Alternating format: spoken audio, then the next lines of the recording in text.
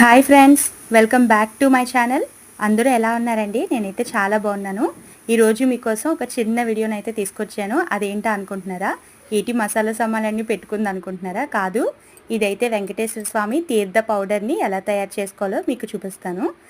ఫస్ట్గా అయితే మనం ఈ 5 మీకు కనిపిస్తున్నాయి కదా వీడియోలో: జాజికాయ, జాపత్రి, యాలకులు, లవంగాలు, ఇంకా పచ్చకర్పూరం. ఈ 5టిని మనం తీసుకోవాలి. 100 గ్రాముల చొప్పున. ఇలా తీసుకున్న తర్వాత వీటన్నిటిని మనం నీట్గా పౌడర్ చేసుకోవాలి. దేనికదే నీట్గా మొత్తం అన్నిటిని ఒక ఫైన్ పౌడర్ లాగా మెత్తగా పౌడర్ చేసుకోవాలి. ఇలా ఇప్పుడు వీడియోలో చూపిస్తున్నాను కదా, అలా దేనికదే సపరేట్ చేసుకొని పౌడర్ చేసుకోవాలి. పౌడర్ చేసుకున్న వాటిని అన్నిటిని కూడా ఒక పెద్ద బౌల్లో వేసుకొని అన్నిటినీ కలిపి మిక్స్ చేసేయాలి.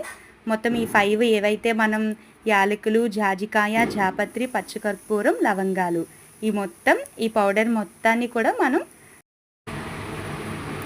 మిక్స్ చేసుకున్న తర్వాత మనం ఒక పెద్ద బౌల్లోకి అయితే తీసుకున్నాం కాబట్టి వీటిని అన్నిటినీ మళ్ళీ మొత్తంగా ఆ బౌల్లో పోసుకొని నీట్గా మిక్స్ చేసుకొని, ఇప్పుడు వీడియోలో చూపిస్తున్నాం కదా, అలా మొత్తంగా నీట్గా మిక్స్ చేసుకున్న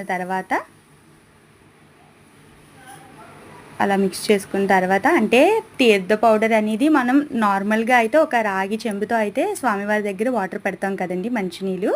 దానిలో ఇది ఒక చిటికెడు. ఇప్పుడు చిటికెడు అంటే మా ఇంట్లో అయితే మేము 3 ఉంటాము. మా వారు, నేను, ఇంకా మా అమ్మ ఉంటాం. కాబట్టి మాకు ఒక చిన్న రాగి చెంబుతో వాటర్ పెట్టి ఇది కొంచెం వేస్తే అది తీర్థంగా మనం తీసుకోవాలి కాబట్టి సరిపోతుంది. మీ ఇంట్లో ఉన్న మెంబర్స్ బట్టి మీరు ఎంత వేసుకోవాలనేది చూసుకోండి. ఇలా వేసుకొని వెంకటేశ్వర స్వామికి ఒక చిటికెడు వేసి మనం దీపం పెట్టుకుంటాం కదా డైలీ, అక్కడ మనం తీర్థం ఎలాగో సమర్పిస్తాం కాబట్టి స్వామికి, అందులో ఈ పౌడర్ కొంచెం వేస్తే ఆయనకి చాలా ఇష్టం అంట. నాకు కూడా ఒక పంతులు గారు చెప్పారు. కాబట్టి అది వేసిన తర్వాత ఈ వాటర్ని మనం పడేయకూడదండి.